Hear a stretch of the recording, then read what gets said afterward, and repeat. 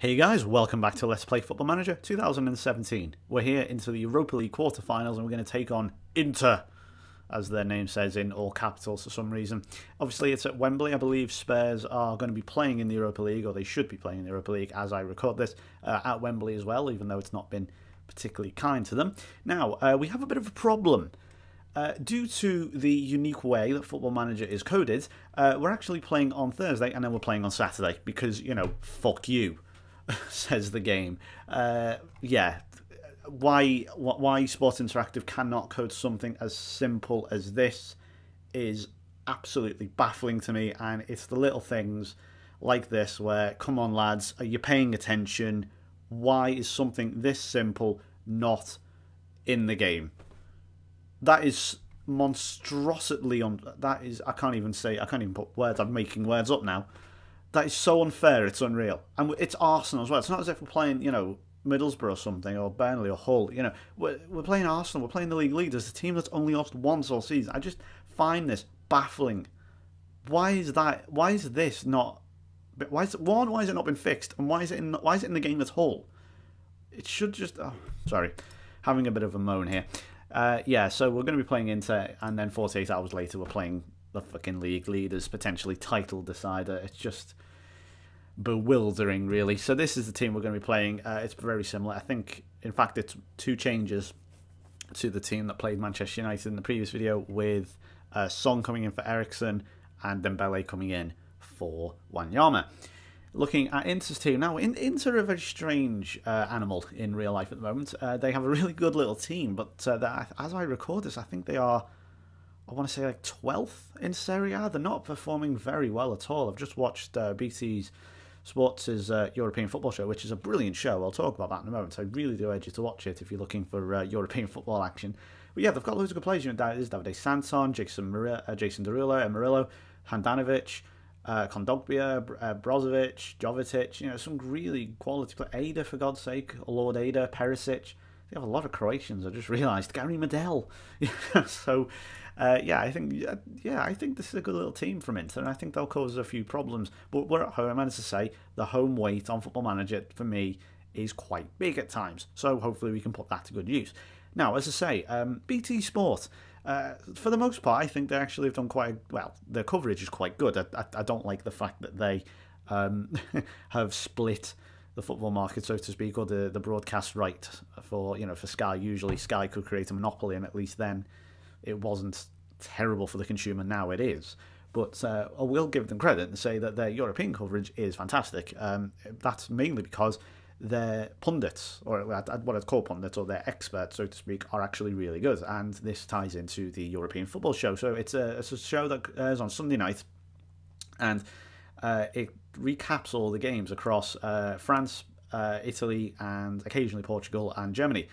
And they have some real actual experts in there. It's not just, Jamie Redknapp blagging his way through, 3 hours worth of just nonsense. It's actual proper knowledgeable people like James Horncastle, who is a specialist in Serie A. He's not an ex-player, but he knows his shit. He's a walking, talking encyclopedia of Italian football, and I would much rather have that giving me, talking about, the various weekend play, rather than, Jamie Redknapp. As Moussa Dembele, wow, 25-yard pile driver, puts us 1-0 up. Now, we have to be careful here, of course, because the away goal rule is in effect, and if Inter do score, then it's, of course, the equivalent to 2 goals, more or less. So we have to be careful, but at the moment, we are keeping them down. I mean, they've had 10 shots, but 6 have been on target. I thought it was off target then for some reason.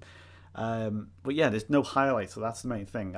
It's a strange thing with Football Manager. It's like, the stats can really skew things, but the team isn't having the highlight, so to speak. They're not coming up in key highlights. So as far as I'm concerned, I'm happy so far. Right, but here's a chance. Maybe it's Keita, and Lloris maybe didn't need to make that save. I think it was going into the side netting there. But we've got a chance here for Inter, headed away by Kevin Wimmer. It's a good start by Inter. The pitch looked lovely, by the way. It's a lovely shade of green, can I just say? Yeah, you can see there's not much to commentate on. But yeah, I would recommend giving it a go. It's about 45 minutes long, the European Goals Show. Oh, sorry, that's the football show. They also do a goals show for the Champions League. do BT Sport with the same cast of people. It's all presented by James Richardson, who I'd say is the most underrated presenter out there. That's going to be 2-0. It's fallen to Icardi. Good stuff. 25th goal of the season. He scored against Inter Milan. Of course it was going to happen, wasn't it? But yeah, as I say, James Richardson, who is probably the most underrated presenter out there. He does podcasts with The Guardian. He's very good. He needs more work, in my opinion. And as I say, they also do this thing. It's very similar to NFL Red Zone, where they will have all the Champions League games on, and they sort of point things out. And if you've ever seen Red Zone, you'll know exactly what I'm talking about here. But if you haven't, it's essentially them in a studio with all the scores below. It's a bit like Soccer Saturday, if you ever watched that, or Final Score on the BBC. But they actually show you the goals. They'll actually say, right, or they'll do it live, and they'll have a game going live as 3-0 Tottenham. Well, as I say, it is. You can criticise me and say, oh, you bang on too much about this, that, the other, but I think I'm right in saying that home advantage at times is a little bit too heavy for me. Right, Eric Lamela is a bit complacent. I don't like that. Let's bring on Sidney Sam, and we're going to take off Icardi and bring on Harry Kane for the last 15 or so minutes.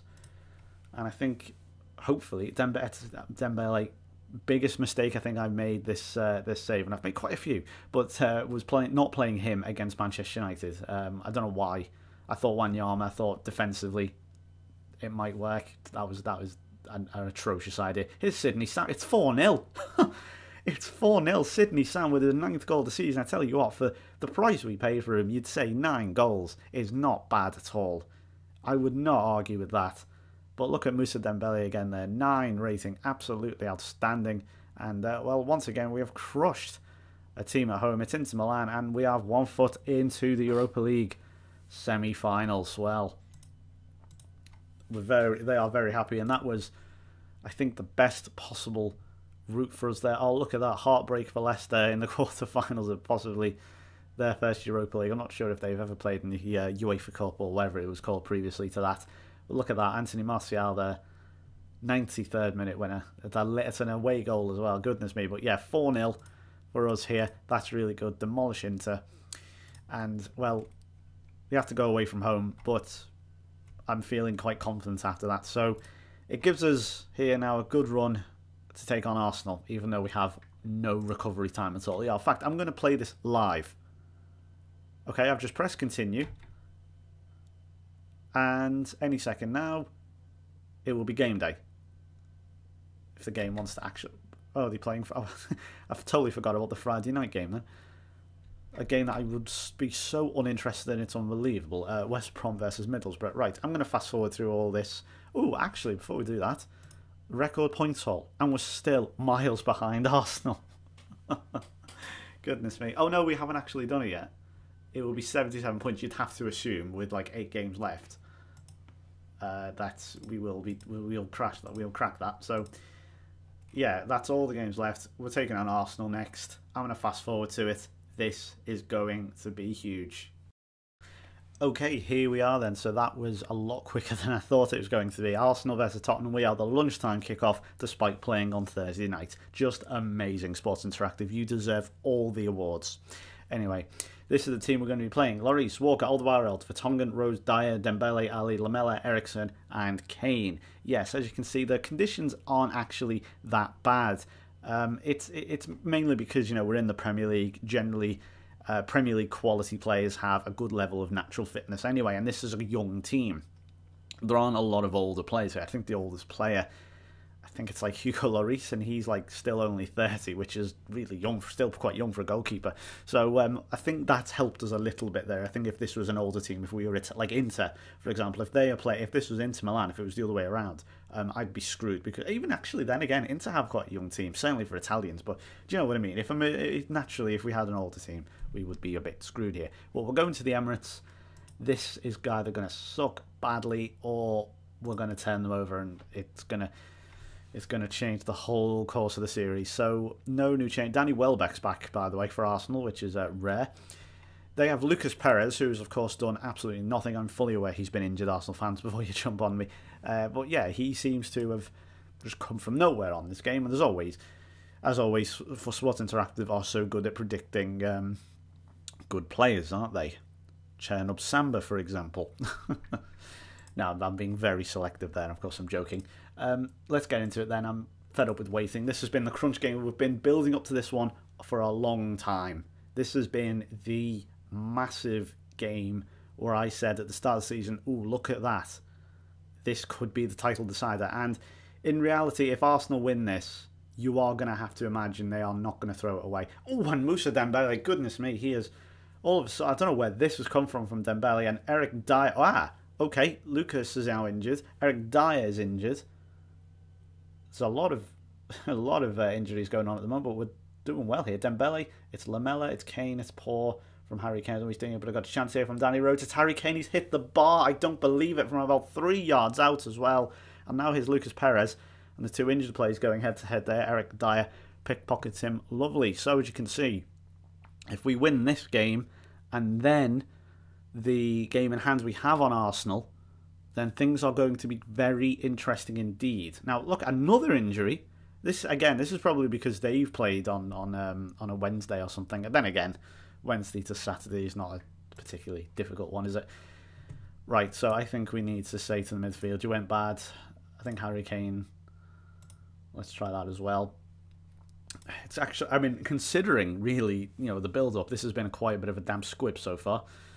In all honesty, we've had the chance from Harry Kane. He's hit the bar, and there's been a few injuries, but overall, it's not been the absolute mad game that we thought it was going to be. As Tottenham actually doing a very good job defensively. At the moment, we're picking them off fairly easily. Now, I'm not changing tactic again. I just want to point that out. I'm not doing none such thing. We've got half an hour to go. I am tempted to make a substitution soon. Oh, chance here for Harry Kane. Slightly loose ball, but Eric Lamela. That's it. I'm actually so annoyed with him there. I'm going to take him off. Now, Sidney Sam is... Now, I know he scored against Inter Milan, but we were 3-0 up at that point. I'm going to bring on Son. His match fitness is not good. That's my fault. I probably should have let him play in the reserves. But he has, in my defence, he has been a bit in and out with injuries over the last few months. Now, nothing is happening. Absolutely nothing. Do you know what? We're going to have to go attacking. We are essentially a goal down because we need to win, if that makes any sense. That's the mentality we have to take, that we are a goal down. I know we're away from home. Right now is a chance. Now, I wonder if Arsenal are going to take advantage here of our slightly more openness. Now, Dembele, there's no one there. What is Harry Kane doing? I'm going to bring on Icardi for the last few minutes. I know it sounds strange that I haven't played Icardi, but that's why I have Kane. It's like he played on Thursday. I don't want to risk injury. Kane is more than able, to take his space, as we've seen numerous times. But here's a chance for Arsenal, and Giroud puts it over. Goodness me, I thought he was going to lob Lloris then. We've got a few minutes left. I think we just have to go overload. I mean, it will do absolutely nothing because, it's the way the game works. But we've got a chance here. Maybe will the game show us this free kick? Probably not. No, it's gone all the way through. And after all the build-up, it's going to remain 0-0. I mean, of course it is. Of course it's 0-0. We're 6 points behind them. We can narrow that to 3 with the game in hand. But that was not the ideal result. Could have been worse, though. At least we're still in it. We are still in it. Arsenal didn't win, at the very least. I will give it that. And considering we only played Inter Milan a few hours earlier, literally hours, you can count it in hours, then I suppose keeping a clean sheet against the league leaders who have only lost once all season with a goal difference of like 50, then I don't think it's the end of the world, really. Yeah, I mean, as you can see, we've only, in the last 4 games, only conceded 1 goal. And I should actually point out, we beat Burnley 2-0 and Liverpool 5-1. Icardi got 2, Dyer and Wimmer, and Dembele and Icardi scored again against Burnley. So I just wanted to point that one out. But yeah, this is how the table looks then. Now, this is, well, if we win, then that game in hand, then things get very, very interesting.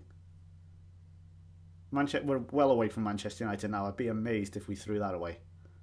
Would almost certainly guarantee the top 2. I can just point out as well, Leicester, they're not safe yet. I imagine this has happened on someone's game at some point. They are not safe and could go down. I mean, 6 points sorry, 8 points, I should say, clear of 18th there. But that is just a little surprise. I'm going to fast forward now to Thursday night and the second leg of the Inter Milan game.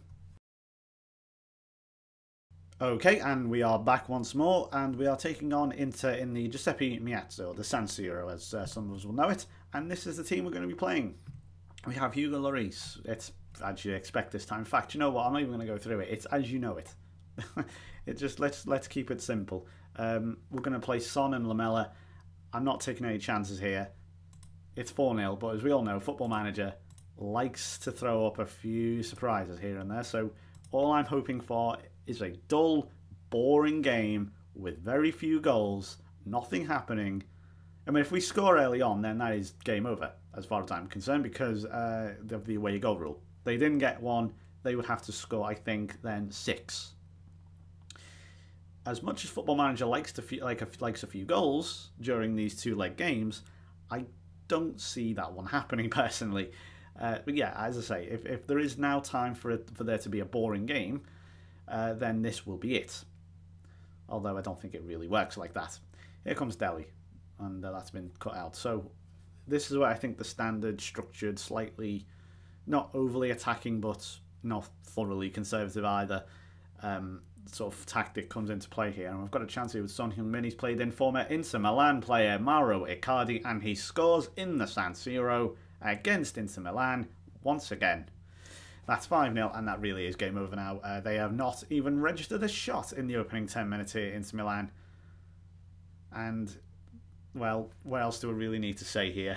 Don't click off the video. Can I just say, excuse me, don't click off the video. There is still plenty to come.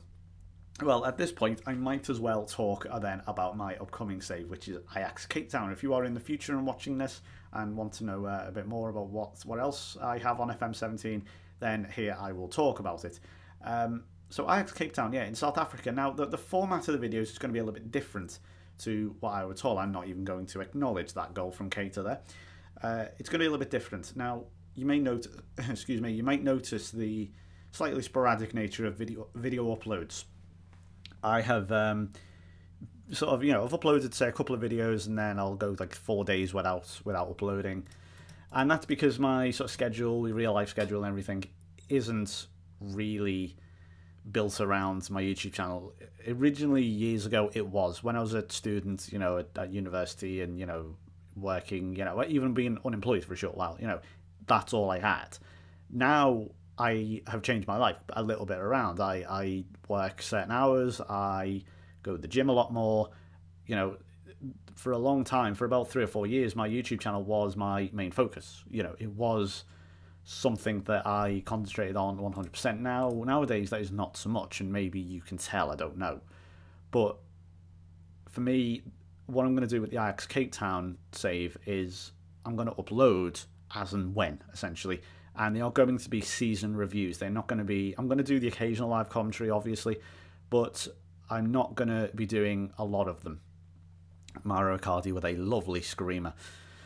And yeah, that's basically going to be... It's going to be half-season reviews like I used to with FM13, where I will just play half-season. We do a review of how the season's going so far in February, and then a full roundup in May. And if there are any, major cup finals, then fine, we'll have, a live commentary there, and so on. But it'll take a little bit of a while to get going, obviously, in the early days, as Football Manager saves always do. But once we're into the nitty-gritty, then we're going to go all the way through. Now, Ajax as well, I should point out, Cape Town save, I might move on at some point. It's not going to be all the way through with them. Back in FM13, I said I'm not going to stay. I might not stay with Brighton.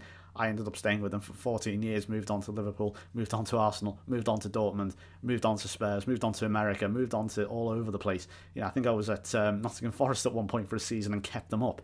Then, by the time the save had finished completely, I was still playing it. Even when FM14 was out, I went to Bayern Munich and had an amazing Japanese striker in 2070. It was fantastic. So I can never really say what's going to happen with that save. But yeah, just a little heads up on that. Anyway, it wasn't a boring game. However, it didn't matter. 6-3. Mauro Icardi scores twice against his old club. And that, oh dear, Inter Milan manager slams team. He kept his team locked in the dressing room. Wow, and they won the game. Can I just point out, they won the game. Right, so we've received a nice fortune there. Now we're going to have a look, as well as the last action of this video, we're going to have a quick look at the draw here. Who are we going to get? We've got Man United, who beat Leicester, unfortunately, Lyon and Zenit. Now, I'd rather not have Manchester United. And once more, the game has delivered exactly what I didn't want. That's fantastic. So, but in fairness, there is going to be another English team in the Europa League final. If that means absolutely anything to you at all, which I assume it won't. So, yeah, that's annoying. But there you go. A team that have just beaten us. In fact, how did we get on against them earlier in the season? We drew 3. Oh, of course, we had that mad game. We haven't actually beat them this season then. We had that crazy game where we came from, I think it was 2. Yeah, we came from 2-0 down. Then it went to 2-2. Then it went to 3-2. And then Dyer scored in the last 5 minutes. So that was crazy. So, unfortunately, a loss on the night, but it didn't really matter.